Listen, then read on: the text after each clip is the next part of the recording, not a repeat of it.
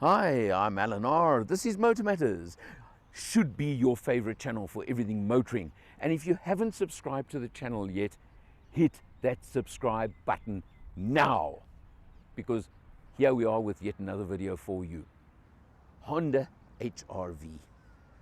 The mid-size crossover SUV in this Honda range at the moment. New model launched not too long ago, and it comes in two spec levels. Comfort and executive. And I'd like to tell you why I'm pointing that out straight away is because a lot of people have commented on the unusual body colored front grille on the executive version. It's not the most common feature these days. Let's just call it different. You either like it or you don't. But it is the familiar HRV body shell that's just been updated a little bit. You've got LED lighting, of course, which is very, very important. And you can see you've got the skid plate down at the bottom telling you, as always, this is a crossover SUV. Come around over here on the side, of course, and you have to have the cladding around the wheel arch and down the bottom of the doors. Otherwise, again, it would not be a crossover SUV, would it? Comfort model comes with 17-inch wheels, executive 18-inch black mag wheels. They look the part, they do the job. Of course, HRV means door handle up top over here, like one or two opposition are doing these days as well. So it's something that just is a factor nowadays. Climbing in the back seat. Well, let's have a look over here. The driver's seat over there is set for me. No complaints about the space in the back seat, the legroom, etc., etc. Headroom, at a squeeze with my hat, works. I'm going to use the words at a little bit of a squeeze, but it is okay. This is the unusual feature here. The panoramic roof on the executive model has two panels, but it doesn't have a sliding cover or screen. They're in the boot, you clip them in or you don't. Strange, unusual. Another feature, interestingly, the executive over the comfort model, the executive gets two USBs in the back seat, whereas the comfort doesn't. That's where the price differences come in between the models, isn't it? Nice leather seating. You get fabric on the comfort model. Just pointing out differences. Again, it's a slight coupe-esque look to the rear end. So being a crossover SUV, but they've given it that coupe-esque, if that makes sense to you, look. So you can compare Mazda CX-3, Hyundai Kona, for example, very clearly. Opel Mokka would also come into that sort of category. Again, a feature on this model gives you the self-opening rear hatch. And as I mentioned, there's those extra little screens you've got over there for the panoramic roof. And under the board, there we go. Thank you very much for a change. You do have a full-size spare wheel. So many manufacturers not giving those to you anymore, but there you go. And an unusual parcel shelf, shall I call it? Well, it's a screen, to not a shelf but a screen, so that nobody can see what's going on inside your boot area from outside the car. You've got the light panel right across the rear over here. You can see very prominent, gives a good effect to the rear end. You've got obviously reverse camera. You've got all those kind of features as well. And again, the skid plate over there that you would want. And whoops, there you go. I triggered the rear hatch by just going there. So it's got that feature. You can swipe your foot, for example, something like that if you wanted, if your hands are full of parcels. Those are nice extra features, aren't they? Both models are powered by a 4-cylinder 1.5 litre petrol engine, giving you 89 kilowatts and 145 Newton meters of torque. No turbo involved, so it's not massively on powerful, it's not overpowered. CVT gearbox through the front wheels. And that's where I do have a little bit of an issue over here, because I've got to say it is the CVT gearbox, just to me on a freeway, was not my happy place with this car. Just not quite. Overtaking, if you're cruising on the highway at 120 and you want to overtake, you're going to get a scream of protest from it. So beware and be prepared for that. You know it's going to happen. But for urban driving, it is superb. Depends on your driving, what your needs are, what your requirements are, and only then can you really make any decisions. Let's check it out on the road and we'll have a look inside.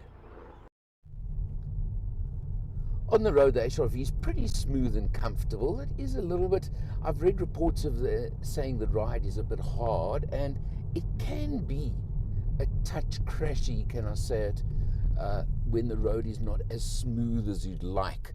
But here's an amazing feature on the car. And this is something, it's part of the Honda sensing, they call it, which is all the safety features it has. But look at that. When you put the indicator on, you get the camera on the left. It works as well when you do the flash for lane changing, but it doesn't have one on the right, which I can't quite understand. If you're doing much freeway driving, I'd love to have one of those on the right as well. And I think that would just be an absolutely lovely extra to have. But anyway, that's not the point right now. And we will cover that when we look at the interior of the car. But just cruising around the neighborhood like I always do, to give you an idea of the car just in general urban use, I've got to say it's the gearbox. But having said that, in this usage, this gearbox is absolutely perfect, fine, smooth, easy. It's a CVT, but it really works cruising around the neighborhood, doesn't it? You can't notice gear changes, you can't notice anything. It just gets on with the job. But we're about to hit the little uphill stretch in a second or two, and maybe you'll get an idea of my little issue with the box. Let's see, because now, come, let's hit the uphill. And can you hear that? Can you hear that? It really holds those revs too high for my liking, and of course has that CVT whine to a large extent. It's not bad. I am exaggerating it somewhat just to show it to you, because we're not on a freeway where it really does come into the game. But I think you probably are getting the idea. But the positive of it is such a nice cruiser for around town, urban area, running around, just doing your daily chores or something of that sort. And it is so well suited to that kind of usage. Let's have a look. As you see, we're about to hit our 3-point turn spot. So let's see what the turning circle's like on the HRV. And let's see if we can get round or not. Nope, doesn't quite make it, but I wouldn't say it's serious at all. Your reverse camera is very clear, got guidelines, etc. So all these things work nicely and are nice and easy.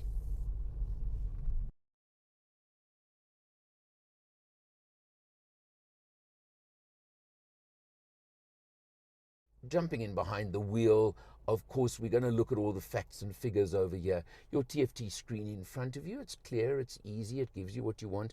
You can configure it, you can look at different figures, but you know what I always want to show you, and that is the fuel consumption. 6.6 liters per 100. Now that is, look at this, we've actually done a lot more driving on this test than usual, 794 kilometers. We did a cruise to Paris, talk about that soon as well. So we did the open road trip, and we've done lots and lots of urban driving, and that's the overall figure, 6.6. Gotta be happy with that. You really do. You do have, of course, your controls on the steering wheel, and that's all your sound system, your phone, etc. on that side. And on this side, now this is important, because remembering we are in the executive version, so you have got your they call it Honda Sensing, which is the full safety suite that Honda give you. And among many other things, you've got, of course, active cruise control, and you've got lane departure, lane mitigation, forward collision mitigation, all of those features that are standard on this car. And that is what, of course, you get when you go to the top spec model. And that's the important fact over there. Push button start, of course. Well, I mean, you're starting to expect that and features like that. Let's jump across to the center now, and we get lots of things that we can show you over here. You've got your touch screen over there. It's basic, but it's good. It's got the features you want. I must say, it works well.